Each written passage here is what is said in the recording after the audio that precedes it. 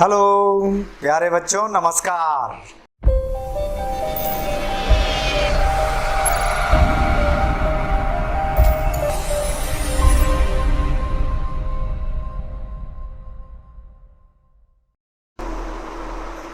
देखिए बच्चों, आप लोगों की डिमांड पर और अपने साथी शिक्षकों की डिमांड पर मैं एक बार फिर से 12th क्लास के फिजिक्स का सफ़र प्रारंभ करने जा रहा हूँ।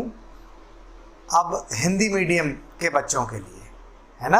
आपके बहुत सारे लोगों की ये डिमांड थी मुझसे कि सर आप हिंदी माध्यम के बच्चों के लिए भी वीडियोस बनाएं। तो मैं फिर से स्टार्ट कर रहा हूँ 12th क्लास के सफ़र को। विद्युत पर आ रहे हैं हम सबसे पहले, है ना। आपको पहले मैं बता दूं कि विद्युत की दो ब्रांचेस रहेंगी, दो शाखाओं पढ़ेंगे हम। एक जिसको हम कहेंगे स्थिर विद्युत, ठीक, और दूसरे को हम कहेंगे धारा विद्युत, ठीक। दोनों में केवल इतना अंतर रहेगा कि स्थिर विद्युत में हम आवेश को स्थिर मान करके चलेंगे। आवेश स्थिर रहेगा तो इसके आसपास जो क्षेत्र उत्पन्न होगा हम उसको विद्युत क्षेत्र कहेंगे। और जितनी भी क्वांटिटी या राशियां हम विद्युत क्षेत्र में पढ़ेंगे वो स्थिर विद्युत के अंतर्गत ही आएंगी।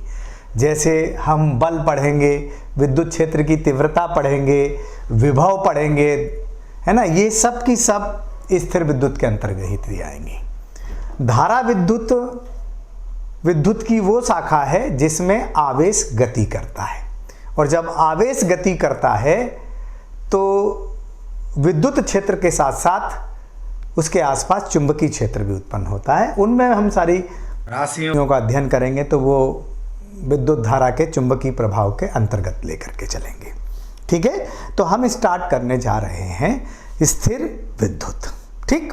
सामान्य अनुभव की बातों को देखिएगा आप, है ना। एक एग्जाम्पल मैं उठाता हूँ कि जो हवाई जहाज होते हैं उनके जो टायर होते हैं या उनके जो पहिए होते हैं वो चालक धातुओं के बने होते हैं। क्यों? कभी आपने अगर देखा हो तो कुछ ट्रक जो सड़क पर चलते हैं उनमें भी देखिएगा आप कि नीचे की तरफ जो है चेन लटकी हुई रहती हैं, चेन वो रोड को टच करते हुए चलती हैं, ठीक। ऐसा क्यों, है ना। तो तब उनका एक यही कारण दिया जाता है कि जब हवाई जहाज लैंडिंग करता है तो रनवे और पहिए के बीच में घर्षण होता है, उसके रगड़ने से आवेश उत्पन्न होता है। वो आवेश पहिए पर ना रहे और पृथ्वी में चला जाए, इसलिए हम चालक धातुओं के जो है उसके पहिए बनाते हैं। सिमिलरली जो ट्रक जिनमें चेन लगी हुई है आपने देखी होगी कभी, है ना, उनका रीज़न भी ये है कि उस ट्रक में कोई विस्फोटक सामग्री जा रही होती है। क्या होता है कि जब ट्रक चलता है तो घर्षण आदि से आवेश उत्पन्न हो जाता है। उस आवेश के कारण उस विस्फोटक सामग्री में आग ना लग जाए, इस कारण उनको पृथ्वीकृत करने के लिए, आवेश को पृथ्वी में भेजने के लिए हम वो चेन लगा देते हैं, ठीक। सामान्य अनुभव में देखिएगा आप, कभी कभी कार का दरवाज़ा खोलते आते समय आपको करंट का अनुभव होता है, झटका लगता है। और अगर आपने एक एग्जाम्पल देखा हो तो फाइबर की कुर्सी पर किसी व्यक्ति को बिठाकर कपड़े से मारिएगा और फिर उसको टच करने जाइए तो आपको स्पार्किंग या हल्का सा करंट का अनुभव होता है, ठीक है।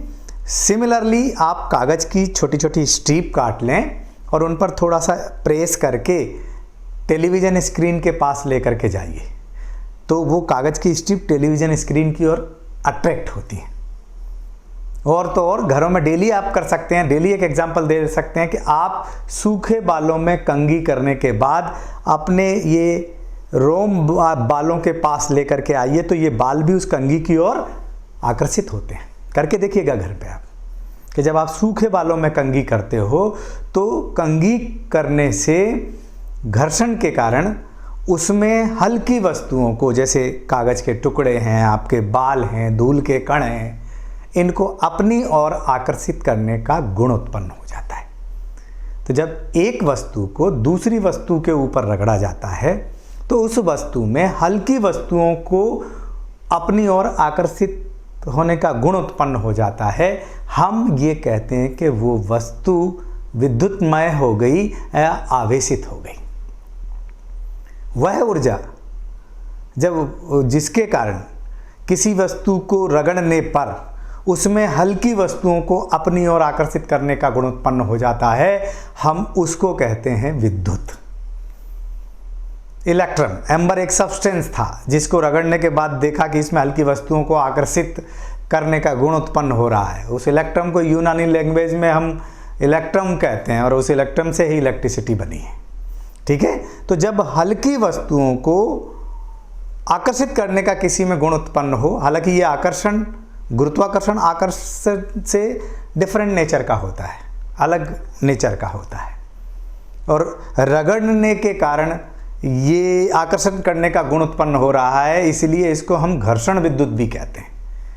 तो जब किसी वस्तु को किसी दूसरी वस्तु की सतह पर रगड़ा जाता है और उसमें हल्की वस्तुओं को आकर्षित करने का गुण उत्पन्न हो जाता है तो हम कह देते हैं कि वो वस्तु आवेशित हो गई, विद्युतमय हो गई। ठीक है, ऐसे बहुत सारे एग्जाम्पल्स आप देख सकते हैं, है ना। कांच की छड़ को रेशम के कपड़े पर रगड़िए, रगड़ने के बाद देखिएगा कि उसमें भी हल्की वस्तुओं को अपनी ओर आकर्षित करने का गुण उत्पन्न हो जाता है। ठीक है, ये थोड़ा सा कुचालक वस्तुएं लेना पड़ेंगी आपको, विद्युत रोधी वस्तुएं लेना पड़ेंगी। कांच कुचालक है, कंघी कुचालक है। अगर ये चालक राड लोगे ना तो वो आवेश तो उत्पन्न होगा पर वो आप में से होके जो है वो पृथ्वी में चला जाएगा, इसलिए फिर वो आकर्षण का गुण उत्पन्न नहीं करेंगे। ठीक है, तो जब कांच की छड़ को रेशम के कपड़े पर रगड़ा जाता है तो उसमें भी हल्की वस्तुओं को अपनी ओर आकर्षित करने का गुण उत्पन्न हो जाता है। हम कह देते हैं कांच की छड़ आवेशित हो गई। एबोनाइट की छड़ के साथ भी यही देखा गया कि एबोनाइट की छड़ को बिल्ली की खाल के ऊपर रगड़ा जाता है तो एबोनाइट की छड़ में भी हल्की वस्तुओं को अपनी ओर आकर्षित करने का गुण उत्पन्न हो जाता है। हम कह देते हैं कि एबोनाइट की छड़ आवेशित हो गई। हमने दो कांच की छड़ें ली, एक कांच की छड़ को रेशम के कपड़े पर रगड़ने के बाद उसको स्वतंत्रता पूर्वक धागे की सहायता से लटका दिया, और दूसरी कांच की छड़ को हम रेशम के कपड़े पर रगड़ने के बाद उस कांच के छड़ के पास लेकर के आते हैं तो कांच की छड़ों में प्रतिकर्षण होता है। ठीक यही प्रैक्टिकल हमने एबोनाइट रॉड के लिए लिया। दो एबोनाइट की रॉड ली, एक एबोनाइट की रॉड को हमने धागे से बांधा और उसको बिल्ली की खाल पर रगड़ने के बाद स्वतंत्रता पूर्वक लटका दिया। दूसरी रॉड ली एबोनाइट की, उसको बिल्ली की खाल के ऊपर रगड़ा और एबोनाइट लटकी हुई एबोनाइट रॉड के पास उसको लेकर के आए तो हम पाते हैं कि वो एक दूसरे को रिपल कर रहे हैं। एक कांच की छड़ को रेशम के कपड़े पर रगड़ने के बाद लटकाया और दूसरी एबोनाइट की रॉड को बिल्ली की खाल पर रगड़ने के बाद कांच की छड़ के पास उसको स्वतंत्रता पूर्वक लटकाया तो देखते हैं कि दोनों में आकर्षण हो रहा है, वो दोनों आकर्षित हो रहे हैं। तो यहां से हमने कह दिया कि ये जो आवेश ग्रहण कर रही हैं ये विपरीत नेचर का है, इस कारण इनमें आकर्षण हो रहा है। कांच की छड़ों में जो आवेश उत्पन्न हो रहा है वो समान प्रकृति का है, इसलिए इनमें प्रतिकर्षण हो रहा है। एबोनाइट की छड़ों में जो आवेश उत्पन्न हो रहा है वो भी समान प्रकृति का है, इसलिए उनमें प्रतिकर्षण हो रहा है। बट कांच की छड़ और एबोनाइट की छड़ में जो आवेश उत्पन्न हो रहा है वो समान विपरीत प्रकृति का है, इस कारण उनमें आकर्षण देखने को मिल रहा है। उस समय कांच की छड़ में जो आवेश उत्पन्न हुआ था उसको कचाव आवेश कहा गया था, और जो एबोनाइट की छड़ में आवेश उत्पन्न हुआ था उसको रेजिनियस आवेश कहा गया था। ठीक है, बाद में बेंजामिन फ्रैंकलिन ने जो कांच की छड़ में आवेश उत्पन्न हुआ उसको धनावेश कहा, और एबोनाइट की छड़ में जो आवेश उत्पन्न हुआ उसको रेजिनियस चार्जोपन ने कहा था, उसको हमने ऋणावेश कहा।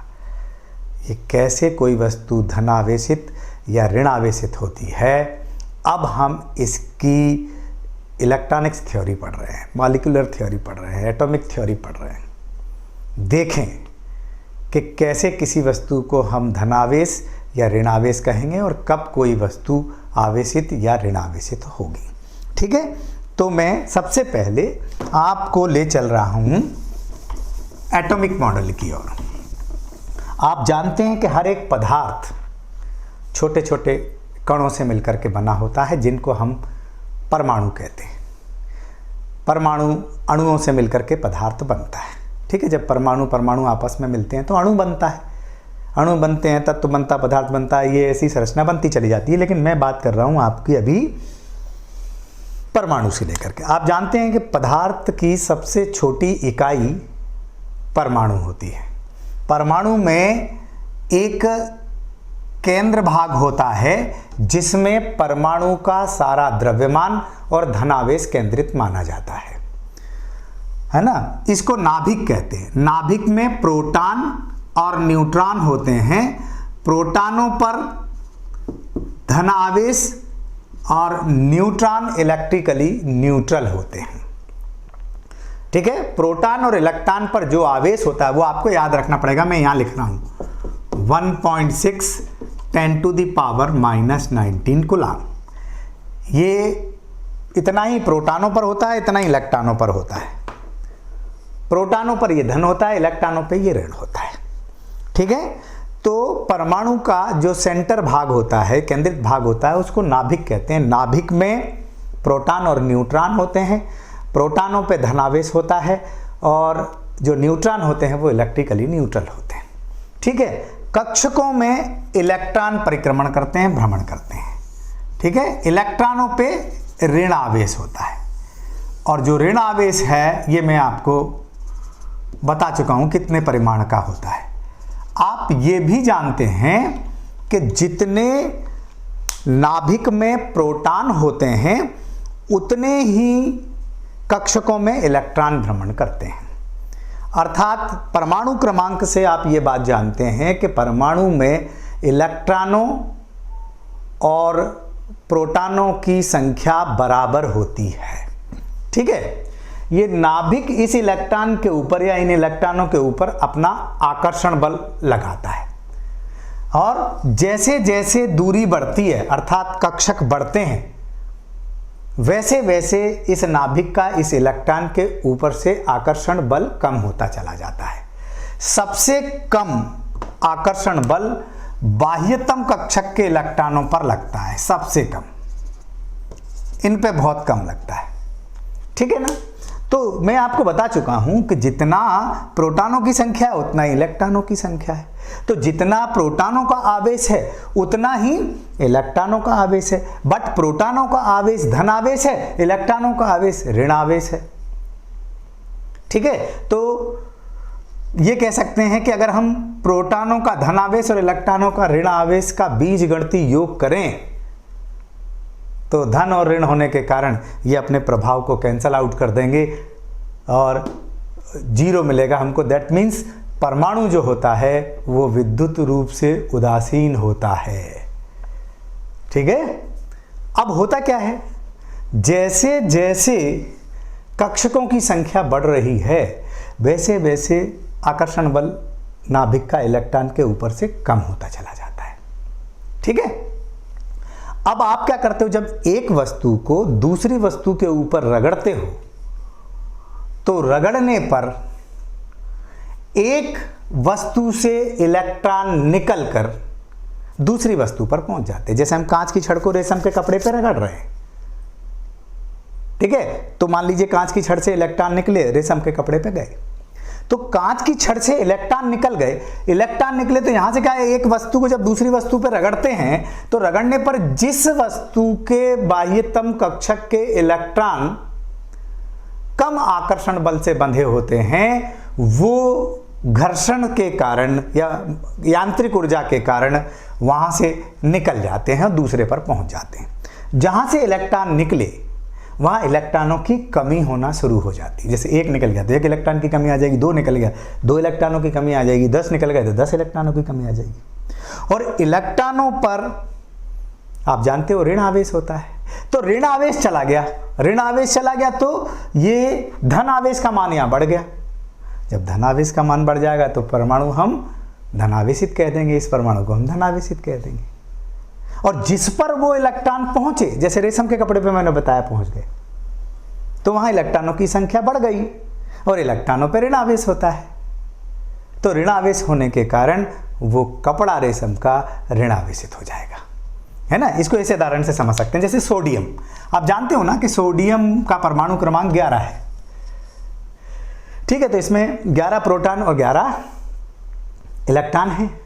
अब यहां से मान लीजिए अगर एक परमाणु निकल जाता बाह्यतम कक्षक का, है ना, एक परमाणु जाता है इसकी बाह्यतम कक्षक में, वो एक परमाणु अगर निकल जाता है, एक इलेक्ट्रॉन अगर निकल जाता है, तो यहाँ एक इलेक्ट्रॉन की कमी आएगी, कि इलेक्ट्रॉन का आवेश कम हो जाएगा, तो एक इलेक्ट्रॉन के आवेश के कम के बराबर इस पर धन आवेश आ जाएगा, ठीक है। ठीक इसी प्रकार से आप कॉपर को लिखते हो, कॉपर में से 2 इलेक्ट्रॉन निकल गए तो ये Cu++ हो जाता है,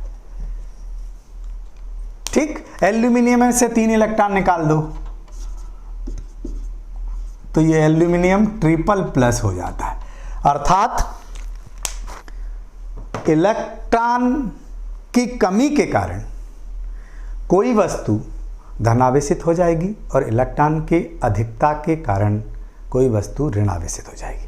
आपको दिमाग में रखना पड़ेगी ये बात कि किसी भी वस्तु के आवेशित होने के लिए केवल इलेक्ट्रॉन ही उत्तरदायी होगा, प्रोटॉन नहीं।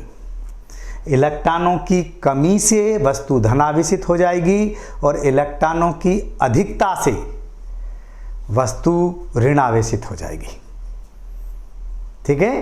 कीप इन माइंड, इसको दिमाग में रखें। इलेक्ट्रॉन ही रिस्पॉन्सिबल होगा, प्रोटॉन नहीं।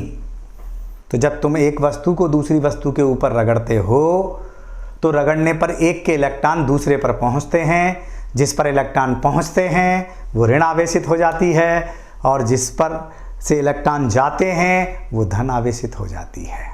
अगर मैं आपसे कह रहा हूं कि एक वस्तु धन आवेशित है, इसका मतलब ही ये हुआ कि उस पर इलेक्ट्रॉनों की कमी है, और अगर एक वस्तु ऋण आवेशित है तो इसका मतलब ही ये हुआ कि उस पर इलेक्ट्रॉन की अधिकता है, ठीक है। आप ध्यान देंगे। और चूंकि इलेक्ट्रॉनों का अपना मास भी होता है, द्रव्यमान होता है इलेक्ट्रॉनों का, इलेक्ट्रॉन का इतना द्रव्यमान होता है, याद रखने के लिए बता रहा हूं मैं आप लोगों को, 9.1 10⁻³ kg।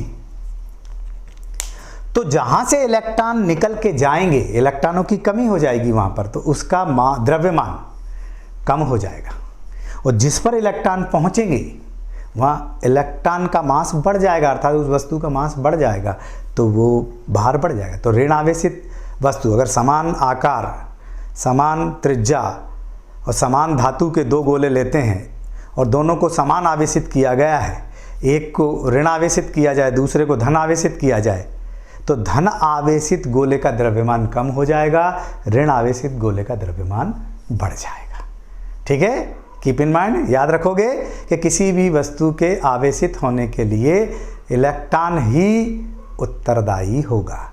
अब हम किस वस्तु को कैसे आवेशित करते हैं वो देखो ध्यान से, है ना। मैं बताता हूँ 2 तरीके से किसी भी वस्तु को आवेशित किया जाता है। एक तो होती है डायरेक्ट मेथड, प्रत्यक्ष विधि, और एक होती है इंडक्शन मेथड, प्रेरण विधि। डायरेक्ट मेथड क्या होती है, जैसे गर्म रॉड है, उस गर्म रॉड को आप ऐसा हाथ पे टच करो तो आपको भी गर्मी लगेगी, दैट मीन्स डायरेक्ट इसने अपनी हीट इसको ट्रांसफर कर दी, तो ये भी गर्म हो गया। या एक गर्म रॉड एक ठंडी रॉड को ऐसा टच कर दो तो ये रॉड भी गर्म होने लगती है, देखा होगा आपने। और ये तब तक गर्म होगी जब तक कि दोनों का ताप समान नहीं हो जाता। ऐसे ही जो डायरेक्ट मेथड है, प्रत्यक्ष विधि है किसी वस्तु को आवेशित करने की, समान रूप से आवेशित करती है वो। जैसे मान लीजिए मेरे पास ये धन आवेशित वस्तु है, इसको मैं एक अनावेशित धातु चालक के पास लेकर के आता हूं, ऐसे टच करता हूं, ठीक है, तो ये भी धन आवेशित हो जाएगी, इस पे भी आवेश धन आ जाएगा, है ना। पहले चालक समझ जानते हैं ना, चालक किसको कहते हैं, जिसमें आवेश आसानी से प्रवाहित हो जाता है। कुचालक किसको कहते हैं, जिसमें आवेश प्रभावित नहीं होता। एक और बीच की कड़ी है जिसको आप अर्धचालक कहते हो। वो अर्धचालक क्या है, जिसकी चालकता चालकों से तो कम होती है लेकिन कुचालकों से अधिक होती है। तो डायरेक्ट विधि से सामान्य तौर पर हम चालकों को आवेशित करते हैं, समझ गए ना, धन आवेशित वस्तु के संपर्क में अनावेशित चालक को लाया जाएगा, टच कर दिया जाएगा तो उस पर भी ये आवेश आ जाएगा। ये विधि आपकी प्रत्यक्ष विधि आती है। ठीक है, एक होती है इंडक्शन मेथड। थोड़ा सा मैं इंडक्शन मेथड को बताना चाहता हूं कि कैसे करते हैं अपने को। इंडक्शन मेथड में जिस वस्तु को आवेशित किया जा रहा है उस पर विपरीत आवेश आता है। कैसे? जैसे मान लीजिए कि मुझे किसी वस्तु को ऋण आवेशित करना है तो मैं उसको धन आवेशित वस्तु के पास लेकर के आऊंगा। जैसे मेरे पास ये एक मेटेलिक रॉड है, ये एक मेटेलिक रॉड है, इस पे धन आवेश है। ठीक है, मैंने इसको एक इंसुलेटेड प्लेटफॉर्म पे कस दिया ताकि अर्थ में न जाए इसका आवेश। ये इंसुलेटेड प्लेटफॉर्म है, ताकि चालक होता तो फिर उसमें चला जाएगा। इसके पास मैं एक दूसरी अनावेशित प्लेट लेकर के आया, ये दूसरी अनावेशित प्लेट आ गई ये। तो इसके निकट पृष्ठ पर ऋणावेश और दूरवर्ती पृष्ठ पर धन आवेश प्रेरित हो जाता है। यह घटना विद्युत प्रेरण कहलाती है। ठीक है, मैंने इसको 1 मिनट के लिए इसको भी इंसुलेटेड प्लेटफॉर्म पे कस दिया। ऐसा क्यों हुआ? तो हमने चालक उनको कहा है, धातु उनको कहा है जिनकी सतह पर फ्री इलेक्ट्रॉन होते हैं, मुक्त इलेक्ट्रॉन होते हैं। तो जब मैं इस प्लेट को इस धनावेशित प्लेट के निकट लेके आऊंगा तो इस प्लेट के इलेक्ट्रॉनों के ऊपर इस धन आवेशित प्लेट के कारण आकर्षण बल कार्य करता है। तो सारे इलेक्ट्रॉन इसकी ओर अट्रैक्ट होते हैं, आकर्षित होते हैं। इलेक्ट्रॉनों पे कैसा आवेश होता है? ऋण आवेश। तो सारे इलेक्ट्रॉन इधर आ गए तो इस सिरे पर इलेक्ट्रॉन बढ़ गए, मतलब ऋण आवेश बढ़ गया। और यहां से इलेक्ट्रॉन चल के यहां आए तो यहां तो इलेक्ट्रॉनों की कमी हो गई। तो इलेक्ट्रॉनों की कमी के कारण ये सिरा कैसा हो गया? धन आवेश। अभी ये दोनों आवेश इसके कारण बाउंड हैं, इसलिए हम इसको कहते हैं बद्ध आवेश। ठीक, अब मैं क्या करूं 1 मिनट के लिए कि मैं इसको पृथ्वीकृत कर दूं। ये पृथ्वीकृत, तो ये धन आवेश पृथ्वी में चला जाता है, ऐसा कहते हैं हम। लेकिन होता क्या है, इस पृथ्वी के इलेक्ट्रॉन इस पर आते हैं, इस पर, तब तक जब तक इसको कैंसल आउट ना कर दें, निष्फल ना कर दें। तो इस पे इलेक्ट्रॉन पहुंच गए। अब मैं इसको यहां से डिस्कनेक्ट कर दूं और इस प्लेट को दूर हटा दूं। ठीक है, हटा दूं इस प्लेट को। भाई डिस्कनेक्ट कर दिया मैंने, लेकिन हुआ क्या? इसके इलेक्ट्रॉन इसके ऊपर आ गए। तो इस प्लेट पे इलेक्ट्रॉनों की अधिकता हो गई। अधिकता हो गई तो इलेक्ट्रॉनों पे कैसा आवेश होता है? ऋण आवेश। तो ये प्लेट ऋण आवेशित हो जाती है। ठीक है, तो जब हमको किसी धात्विक चालक को ऋण आवेश प्रदान करना होता है तो हम उसको धन आवेशित प्लेट के निकट लेकर के आते हैं।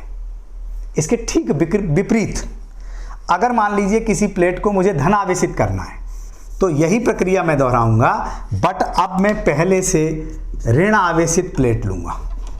और जब ऋण आवेशित प्लेट लूंगा तो यहाँ इलेक्ट्रिक इंडक्शन की जो है फेनोमेना होगी। इलेक्ट्रिक इंडक्शन के कारण इसके नियर सरफेस पे धन आवेश और दूरवर्ती सतह पर ऋण आवेश प्रेरित हो जाएगा। क्यों हुआ धन आवेश भैया ऐसा? क्योंकि इलेक्ट्रॉन के बीच में प्रतिकर्षण बल काम करता है। तो प्रतिकर्षण के कारण इलेक्ट्रॉन दूर चले जाएंगे। इलेक्ट्रॉन के एक सिरे पे, चालक के एक सिरे पर इलेक्ट्रॉन बढ़ जाएंगे, दूसरे सिरे पर इलेक्ट्रॉन कम हो जाएंगे। तो जहाँ इलेक्ट्रॉन बढ़े वो सिरा ऋण आवेशित हो जाएगा, जहाँ से इलेक्ट्रॉन गए इलेक्ट्रॉनों की कमी के कारण वो धन आवेशित हो जाएगा। अब मैं इसको पृथ्वीकृत कर दूं। ये लो अर्थिंग कर दिया मैंने और इसको अर्थिंग कर दिया। अर्थिंग कर दिया तो ये इलेक्ट्रॉन अर्थ में चले जाएंगे। ठीक, यानी इलेक्ट्रॉन चले गए अर्थ में, तो इस पर तो इलेक्ट्रॉन कम हो गए। और इसको अब मैं यहाँ से डिस्कनेक्ट करके दूर हटा दूं, दूर हटा के डिस्कनेक्ट कर दूं। तो चूंकि इसके जो इलेक्ट्रॉन थे वो तो किस में चले गए? अर्थ में। इस प्लेट पे इलेक्ट्रॉनों की कमी आ गई तो फिर ये कैसी आवेशित हो जाएगी? ये धन आवेशित प्लेट हो जाएगी। So keep in mind, induction यानी प्रेरण विधि से किसी भी चालक को विपरीत आवेश ग्रहण कराया जाता है या विपरीत रूप से आवेशित किया जाता है। ऋण के पास लेके आओगे तो धनावेशित हो जाएगी, धन के पास लेके आओगे तो ऋणावेशित हो जाएगी। ठीक है, अब हम जानते हैं आवेश की कुछ विशेषताएं, कुछ गुण होते हैं। आप पहले से ही अपन पढ़ते चले आ रहे हैं कि समान आवेश एक दूसरे को प्रतिकर्षित करते हैं, विपरीत आवेश एक दूसरे को आकर्षित करते हैं। जैसे मैंने कहा था ना, कांच की छड़ पर जब रेशम के कपड़े पर कांच की छड़ को अपन ने रगड़ा तो कांच की छड़ पर जो आवेश आया वो धन आवेश था। तो वो धन आवेश एक दूसरे को प्रतिकर्षित कर रहे थे। क्या हुआ था, कांच की छड़ के इलेक्ट्रॉन रेशम के कपड़े पे चले गए थे, तो कांच की छड़ तो धनावेशित हो गई, रेशम का कपड़ा ऋणावेशित हो गया। एबोनाइट की रॉड को बिल्ली की खाल पे रगड़ा तो बिल्ली की खाल के इलेक्ट्रॉन एबोनाइट की रॉड पे आ गए, तो एबोनाइट की रॉड तो ऋणावेशित हो गई, बिल्ली की खाल धनावेशित हो गई, है ना। तो समान आवेश एक दूसरे को प्रतिकर्षित करते हैं, विपरीत आवेश एक दूसरे को आकर्षित करते हैं। इन विशेषताओं के साथ साथ इनके कुछ मुख्य गुण और आपको याद रखना है। ठीक है, तो मैं उन गुणों की ओर चल रहा हूँ। पहला एक अच्छा गुण है आवेश के लिए कि ये योग नियम का पालन करता है ना। योग नियम क्या है, देखो इसको। ठीक है, आवेश का मात्रक है कूलाम और आवेश एक अदिश राशि है। ठीक है, इसको Q से प्रदर्शित करते हैं हम सामान्य तौर पर, है ना। ऐसा करते हैं या ऐसा करते हैं, Q से सामान्य तौर पर प्रदर्शित करते हैं। तो योग नियम क्या कहता है वो देखिए। जैसे मान लीजिए मेरे पास कोई एक वस्तु है, मैंने इसको 2 कूलाम आवेश दे रखा है, बाद में मैंने 1 कूलाम और दे दिया, कितना हो गया, योग कर दो, 3 कूलाम हो गया। और फिर मैंने इसको 4 कूलाम माइनस का दे दिया, तो 3 तो प्लस का है और ये माइनस का है, तो बचा कितना इस पे, माइनस का 1 कूलाम। सिंपली अब इसको नियम बनाना है। नियम बनाना तो इसको Q1 मान लो, इसको Q2 मान लो, इसको Q3 मान लो। तो किसी भी वस्तु को दिया गया संपूर्ण आवेश अलग अलग रूप से दिए गए आवेश के योग के बराबर होता है, और इसको हम ऐसा लिख देते हैं Q1 plus Q2 plus Q3, ऐसा। प्लस प्लस है, प्लस कर लो, अपोजिट का है उसको माइनस कर दो, ये योग नियम है। ठीक, दूसरा होता है जो एक आपको अच्छे से याद रखना है, इस पर अक्सर मैंने देखा है आपको मल्टीपल चॉइस क्वेश्चन पूछा जाता है ना। क्वांटीकरण सिद्धांत।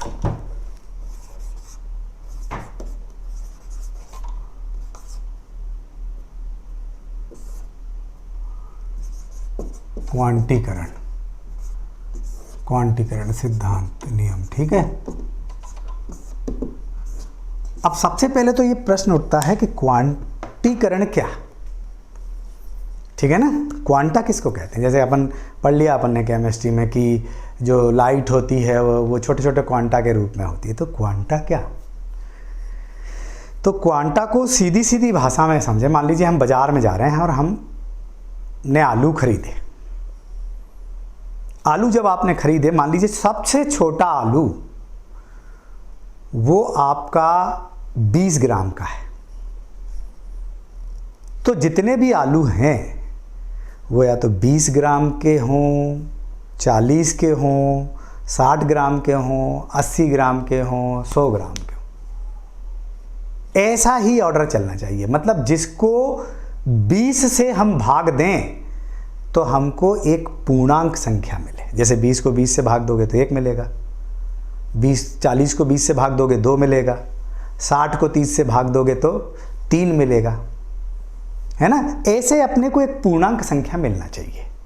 तो हम कह देते हैं कि वो सारे आलू क्वांटीकृत हैं, क्वांटाइज कह सकते हैं हम, क्योंकि 20 से उनको एक मिनिमम संख्या से वो पूरी तरह से विभाजित हो रहे हैं, उसको कहते हैं क्वांटीकरण।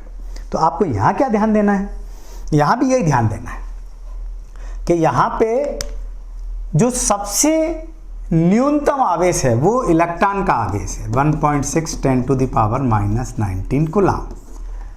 ये सबसे छोटा आवेश, इसके टुकड़े नहीं कर सकते अपन, इसको मूल आवेश कहते हैं। अब अगर आपने देखा हो तो मैंने यहाँ अभी क्या बताया था आपको, इसका मतलब यहाँ से 1 इलेक्ट्रॉन निकला है। इसका क्या मतलब हुआ, यहाँ से 2 इलेक्ट्रॉन निकले हैं, यहाँ से 3 इलेक्ट्रॉन निकले, तभी तो हमने इसको प्लस आवेश प्रदान किया है। तो इलेक्ट्रॉन जो निकल रहे हैं ये पूर्ण संख्या के रूप में निकल रहे हैं, पूर्णांक संख्या बन रही है। तो ऐसे ही निकलेंगे 1 2 3 5 10 20 25 500 1000, ऐसे नहीं निकलेंगे कोई भी इलेक्ट्रॉन, यानी फ्रैक्शन पार्ट में नहीं निकलेगा, ऐसे नहीं निकलेगा कोई भी। ठीक है, तो मान लीजिए कि जो इलेक्ट्रॉन निकल रहे या आ रहे हैं किसी वस्तु पर, उनकी संख्या n है। तो अगर एक इलेक्ट्रॉन निकलता है, ठीक है, तो हम कह देंगे कि उसका आवेश इतना हो गया धन। 2 इलेक्ट्रॉन निकलेंगे तो हम इसमें 2 में इसका गुणा कर देंगे, कितना हो जाएगा 3.2 into 10 to the power -19 coulomb. 3 निकलेंगे तो हम 3 में 1.6 मूल आवेश का गुणा कर देंगे, कितना हो जाएगा 4.8 गुणा कर दो into 10 to the power -19 coulomb. और इसी का अगर मैं सिद्धांतिक रूप बनाऊं, इसको नियम दूं, तो किसी वस्तु पर जो आवेश होगा वो हो जाएगा Ne, प्लस और माइनस। प्लस माइनस क्यों ले लिया, या तो धन आवेशित वस्तु होगी या ऋण आवेशित। धन आवेशित कब होगी, जब इलेक्ट्रॉन चले जाएंगे। ऋण आवेशित कब होगी, जब उस पर इलेक्ट्रॉन आ जाएंगे। ठीक है, क्लियर। तो ये कहते हैं कि किसी भी वस्तु पर आवेश एक इलेक्ट्रॉन के आवेश का पूर्ण गुणक होता है, ये कहता है आपका क्वांटीकरण सिद्धांत। किसी भी वस्तु पर आवेश एक इलेक्ट्रॉन के आवेश का पूर्ण गुणक होता है। ठीक है, यह n पूर्णांक संख्या है, ए पूर्णांक संख्या जो होती है जानते हो ना, और E इलेक्ट्रॉन का आवेश है। ठीक है, तो इस धन आवेश का मतलब इलेक्ट्रॉन की कमी, ऋण आवेश का मतलब इलेक्ट्रॉन की अधिकता। और ये फार्मूला आप लगा दो, जैसे मैं आपको बताता हूँ कि जैसे आपसे मैंने पूछ लिया, ठीक है, मैं ये सब चीज़ें मिटा के यहाँ बता रहा हूँ अब आपको। हाँ, इसका अपने को कैसे उपयोग करना है कि एक वस्तु पर -4.8 कूलम आवेश है, तो उस पर इलेक्ट्रॉनों की अधिकता है या कमी है, यह भी पूछ ले कितने इलेक्ट्रॉनों की अधिकता है, कितनी कमी है। तो सबसे पहले ध्यान देना यहाँ माइनस है कि प्लस। माइनस है तो इसका मतलब इलेक्ट्रॉनों की अधिकता है, और प्लस है तो इसका मतलब इलेक्ट्रॉनों की कमी है। तो ये माइनस है, क्या बता रहा है, इसका मतलब इलेक्ट्रॉन ज़्यादा है। तो आपको ये Q दिया हुआ है, Q निकालना आपको इलेक्ट्रॉनों की संख्या है N। तो आप इस सिद्धांत का पालन करें, N = Q/E कर दो। Q है 4.8, गणना में माइनस प्लस की जरूरत नहीं है, इलेक्ट्रॉनों की संख्या के लिए होता है। 4.8 कूलम Q और E है 1.6 10 टू द पावर -19 कूलम। ठीक, इससे इसको भाग दो, इसको ऊपर ले लो, तो ये हो गया 3 × 10 टू द पावर 19 इलेक्ट्रॉन। यानी इतने इलेक्ट्रॉनों की इस पर अधिकता होगी तब इतना आवेश आएगा। ठीक, ऐसे ही मैं दूसरा प्रश्न उठाता हूँ। दूसरा प्रश्न आपके सामने रखता हूँ कि Cu++ पर आवेश की गणना कीजिए। तो Cu++ पे कितने इलेक्ट्रॉनों की कमी है, 2 इलेक्ट्रॉनों की। इलेक्ट्रॉनों की कमी के कारण तो धन आवेशित है, इलेक्ट्रॉन और प्रोटॉन का आवेश तो बराबर होता है। तो अपन को क्या दिया है यहाँ पे देखा जाए तो n = 2 दिया है। E आपके पास ये रहा, ये वाला फार्मूला लगा दो, Q = Ne। तो 2 × 1.6 10 टू द पावर -19, 16 दूना 32, 10 टू द पावर -19 कूलम। ठीक है, ऐसे ही मैं अगर आपसे कहूं कि हीलियम नाभिक पर आवेश की गणना कीजिए। नाभिक कैसा होता है, धनावेशित होता है। नाभिक में तो प्रोटॉन है, प्रोटॉन इलेक्ट्रॉन का बराबर है। अब मैंने हीलियम कहा है, तो हीलियम कहूँ, कोई सा भी नाभिक कहूँ, तो उसके परमाणु क्रमांक की तरफ आपको जाना होगा। तो हीलियम का परमाणु क्रमांक 2 है, अर्थात उसके नाभिक में 2 प्रोटॉन है। तो आपको n पता चल जाएगा उसके परमाणु क्रमांक से। और E आप जानते हैं, आवेश की गणना इस सूत्र से कर लीजिए, 2 × 10 to the power 2 × 1.6 10 to the power -19, ये रख दिया E, ये रहा n, गुणा करोगे तो 3.2 10 टू द पावर -9, ये आवेश आ जाएगा। ऐसे आप किसी भी वस्तु पर इलेक्ट्रॉनों की संख्या आवेश निकाल सकते हैं। पर याद क्या रखना है, याद रखना है आपको कि इलेक्ट्रॉन का आवेश 1.6 × 10⁻⁹ कूलम है। इलेक्ट्रॉन की अधिकता से कोई वस्तु ऋणावेशित होगी और इलेक्ट्रॉन की कमी के कारण वो धनावेशित होगी। ये तुम्हें ध्यान रखना। धन और ऋण से पता चल जाएगा कि इलेक्ट्रॉन कम है कि ज़्यादा है। एक तीसरी प्रॉपर्टी है जिसको हम कहते हैं संरक्षण नियम, आवेश संरक्षण नियम, आवेश संरक्षण नियम। तो जैसे आपने छोटी क्लास में पढ़ा है ऊर्जा संरक्षण नियम, ऊर्जा को ना तो उत्पन्न किया जा सकता है ना ही नष्ट किया जा सकता है, इसे एक रूप से दूसरे रूप में परिवर्तित किया जा सकता है। ऐसे ही पहले आवेश का पढ़ लो कि आवेश को ना तो उत्पन्न किया जा सकता है ना ही नष्ट किया जा सकता है, इसे एक वस्तु से दूसरी वस्तु पर स्थानांतरित किया जा सकता है। एक तो ये हो जाएगा। दूसरे जैसे मैंने बताया ना कि जब कांच की छड़ को रेशम के कपड़े पर रगड़ा जाता है तो कांच की छड़ के इलेक्ट्रॉन रेशम के कपड़े पर चले जाते हैं, जिससे कांच की छड़ धनावेशित, रेशम का कपड़ा ऋणावेशित हो जाता है, और दोनों को वापस मिला दें तो शून्य हो जाएगा। तो एक कथन और इसका हो जाएगा कि किसी भी विलगित निकाय के धनावेश और ऋण आवेश का बीजगणितीय योग शून्य होता है। अब मान लीजिए कि कोई वस्तु उदासीन नहीं है, केवल धनावेशित ही है, और दूसरी वस्तु इसके पास लेके आएंगे, टच करेंगे तो कुछ आवेश इस पर भी चला जाएगा। तब कैसे कहेंगे इस नियम को? तो ये भी कह सकते हैं कि किसी भी विलगित निकाय का कुल आवेश संरक्षित रहता है, और समान भी हो सकता है, संरक्षित रहता है। जितनी भी केमिकल रिएक्शन आप लोग पढ़ते हैं उन सब में आवेश संरक्षण नियम आप लगाते हैं। ये फंडामेंटल लॉ है फिजिक्स का, तो सारी रिएक्शन में होता है। और मैं आपको एक रिएक्शन बता देता हूँ जिससे आप कर सकते हैं इसको भी। आपने युग्म उत्पादन, नाभिक, इसमें रेडियो एक्टिव वाले चैप्टर में पढ़ेंगे आप न्यूक्लियर फिजिक्स में, कि जब किसी रेडियो एक्टिव सब्सटेंस के ऊपर 1.02 मेगा इलेक्ट्रॉन वोल्ट से अधिक एनर्जी का फोटोन आपतित होता है तो वहाँ से एक इलेक्ट्रॉन और एक इसका प्रतिकण एंटी पार्टिकल पॉजिट्रॉन निकलता है। ये फोटोन को ऐसा लिख दो, या कुछ किताब फोटोन को ऐसा लिखती हैं hν, तो एक इलेक्ट्रॉन निकलता है, एक एंटी पार्टिकल निकलता है। ठीक है, एंटी पार्टिकल और पार्टिकल में सारे गुण समान रहेंगे, कोई एक गुण में अंतर रहेगा। तो यहाँ इलेक्ट्रॉन पे ऋण आवेश है, इस पे धन आवेश है। बाकी इनका द्रव्यमान, मास सेम है, द्रव्यमान सेम है, इनकी स्पिन सेम है, इनके चार्ज का मैग्नीट्यूड सेम है, बस अंतर इतना है कि इस पे ऋण है, इस पे धन है। इसके विपरीत एक क्रिया होती है जिसको कहते हैं विनाशीकरण। मतलब जब कोई कण अपने प्रतिकण से क्रिया करता है तो फिर यहाँ फोटॉन निकलता है, मतलब वो दोनों अपने अस्तित्व को ख़त्म कर लेते हैं, इसको भी विनाशीकरण। तो देखो यहाँ इस पे जीरो आवेश है, इन दोनों का धन और ऋण को बीजगणितीय योग करोगे तो वो भी जीरो हो जाएगा, मतलब LHS पे भी जीरो है, RHS पे भी जीरो।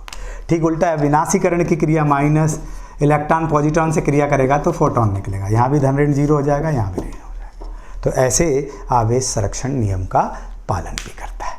ठीक है, अब महत्वपूर्ण बात जो रहेगी वो कूलॉम का नियम रहेगी, दो आवेशों के बीच परिणाम को बताएगी, जो परिमाण लगेगा उसको बताएगी। उसको हम बताएंगे आपको अगले वीडियो में।